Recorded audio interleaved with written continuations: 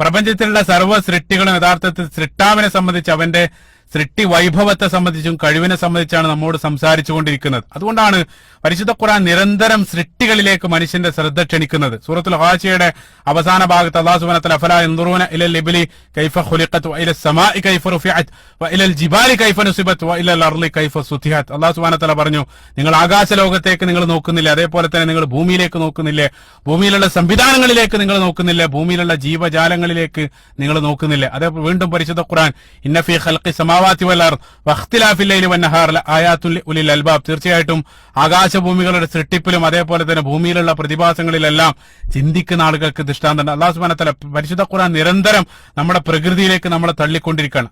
പ്രകൃതിയിലേക്ക് നിങ്ങൾ ഗൗരവത്തോടുകൂടെ പ്രകൃതിയെ നിരീക്ഷിക്കുന്ന സന്ദർഭത്തിൽ ആ പ്രകൃതി വീണ്ടും ഖുർആനിലേക്കും ആ പ്രകൃതിയുടെ സൃഷ്ടാവിലേക്കായിട്ട് അള്ളാഹുവിലേക്കും നിങ്ങളെ എത്തിക്കുക എന്നുള്ളതാണ്. ഇപ്പൊ പ്രപഞ്ചം നമ്മൾ പറയാറുണ്ട്, പ്രപഞ്ചം എന്നുള്ളത് ദൈവത്തിന്റെ ഏറ്റവും വലിയൊരു ആർട്ട് ഗാലറിയാണ്. ഇപ്പൊ ഒരു ആർട്ട് ഗാലറി നിങ്ങൾ കണ്ടിറങ്ങുന്ന സന്ദർഭത്തിൽ അവിടെ കണ്ട ചിത്രങ്ങളെക്കാൾ നിങ്ങൾ മതിപ്പുളവാക്കുന്നത് അത് വരച്ച ചിത്രകാരനെ സംബന്ധിച്ചായിരിക്കും. അതേ രൂപത്തിൽ പ്രകൃതിയെ നിങ്ങൾ ഗൗരവത്തോടുകൂടെ സമീപിക്കുന്ന സന്ദർഭത്തിൽ, പ്രകൃതിയെ സംബന്ധിച്ച് നിങ്ങൾ ഗൗരവത്തോടുകൂടെ പഠിക്കുന്ന സന്ദർഭത്തിൽ അവസാനം അത്തരം സൃഷ്ടി പഠനങ്ങളിലൂടെ നിങ്ങൾ എത്തിച്ചേരുന്ന കൺക്ലൂഷൻ പരിശുദ്ധ ഖുർആൻ സൂറത്ത് ആൽ ഇംറാൻ അല്ലാഹു സുബ്ഹാനഹു വ തആല പറഞ്ഞു, റബ്ബനാ മാ ഖലഖ്ത ഹാദാ ബാതില സുബ്ഹാനക്, അല്ലാഹുവേ ഇതെല്ലാം, ദൈവമേ ഇതെല്ലാം നീ വെറുതെ ബാത്തിലായിട്ട് വെറുതെ സൃഷ്ടിച്ചതല്ല, സുബ്ഹാനക് നീ എത്ര പരിശുദ്ധനാണ്. ആ ഒരു കൺക്ലൂഷനിലേക്ക് അവസാനം സൃഷ്ടി പഠനം നിന്നെ കൊണ്ടെത്തിക്കുമെന്നുള്ള. അതുകൊണ്ടാണ് അല്ലാഹു സുബ്ഹാനഹു വ തആല നിരന്തരം സൃഷ്ടികളിലേക്ക് മനുഷ്യന്റെ ശ്രദ്ധ ക്ഷണിക്കുന്നത്. അപ്പൊ കേവലം സൃഷ്ടിക്കുക മാത്രമല്ല, മറിച്ച് ആ സൃഷ്ടിച്ചതിനെ അതിമനോഹരമായിട്ടുള്ള രൂപത്തിൽ അല്ലാഹു സുബ്ഹാനഹു വ തആല രൂപപ്പെടുത്തുകയും ചെയ്തു. ഏറ്റവും മനോഹരമായിട്ടുള്ള രൂപത്തിൽ സൃഷ്ടികൾ അവൻ ഡിസൈൻ ചെയ്യുകയും ചെയ്തു എന്നുള്ളതാണ്. അതിമനോഹരമായിട്ട് ആയത്തിലേക്ക് പ്രത്യേകമായിട്ട് നിങ്ങളെ ശ്രദ്ധ കൊണ്ടുവരാൻ സൂറത്തുൽ ഗാഫിർ, പരിശുദ്ധ ഖുർആനിലെ 40-ാമത്തെ അധ്യായം സൂറത്തുൽ ഗാഫിറിന്റെ 64-ാമത്തെ വചനത്തിൽ അല്ലാഹു സുബ്ഹാനഹു വ തആല പറഞ്ഞ, അല്ലാഹുല്ലദീ ജഅല ലക്കുമുൽ അർള ഖറാറ, അല്ലാഹു സുബ്ഹാനഹു വ തആലയാണ് ഭൂമിയെ നിങ്ങൾക്ക് വാസയോഗ്യമാക്കി തന്നത്. അപ്പൊ നമുക്കറിയാം, കോടാനുകോടി ഗാലക്സികളുള്ള, ലക്ഷക്കണക്കിന്, അതായത് നിരവധി ഗ്രഹങ്ങളുള്ള ഈ പ്രപഞ്ചത്തിൽ ഭൂമിയെപ്പോലെ ജീവൻ അനുയോജ്യമായിട്ടുള്ള ഒരു ഇതര ഗ്രഹം നമ്മൾ ഇന്നേ വരെ കണ്ടെത്തിയിട്ടില്ല. അപ്പൊ തികച്ചും ജീവൻ അനുയോജ്യമായിട്ടുള്ള രൂപത്തിൽ, എത്രത്തോളം വെച്ചാൽ സൗരയൂഥത്തിൽ ഭൂമിയുടെ സ്ഥാനം പോലും ഗോൾഡിലോക്ക് സോൺ എന്നറിയപ്പെടുന്ന ആ സ്ഥാനത്ത് ഭൂമിയെ കൃത്യമായിട്ട് അല്ലാഹു സുബ്ഹാനഹു വ തആല സംവിധാനിച്ചു.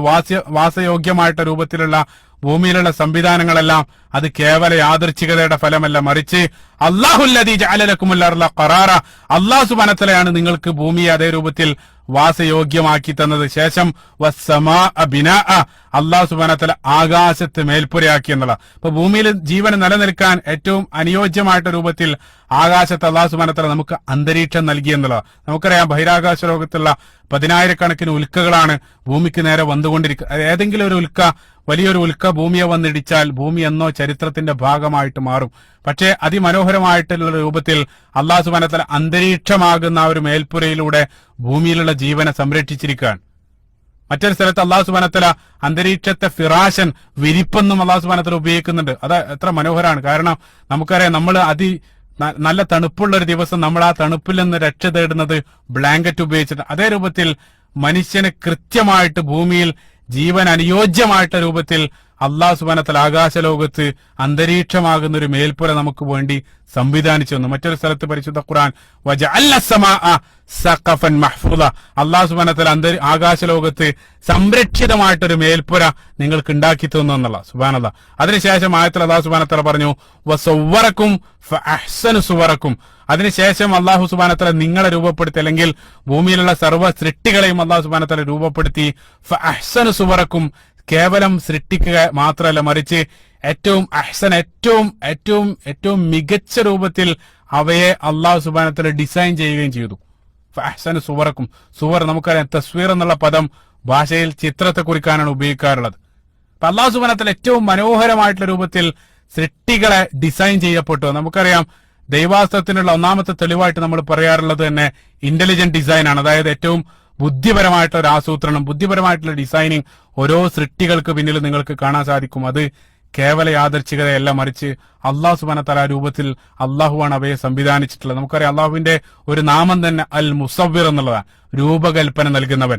സൂറത്തുൽ ഹശറിന്റെ അവസാന ഭാഗത്തും അല്ലാഹു സുബ്ഹാനഹു വ തആല പറഞ്ഞു ഹുവല്ലാഹുൽ ഖാലിഖ് അൽ ബാരി അൽ മുസവ്വിർ, അല്ലാഹു സുബ്ഹാനഹു വ തആല സൃഷ്ടിക്കുകയും അതേപോലെ തന്നെ രൂപകൽപ്പന നൽകുന്നവനാണ്. സബ്ബിഹിസ്മ റബ്ബിക്കൽ അഅല, അല്ലദീ ഖലഖ ഫസവ്വ, അല്ലാഹു സുബ്ഹാനഹു വ തആല സൃഷ്ടിച്ചു, അതേപോലെ തന്നെ അവയെ രൂപകൽപ്പന നൽകുകയും ചെയ്തു, ഡിസൈൻ ചെയ്യുകയും ചെയ്തു.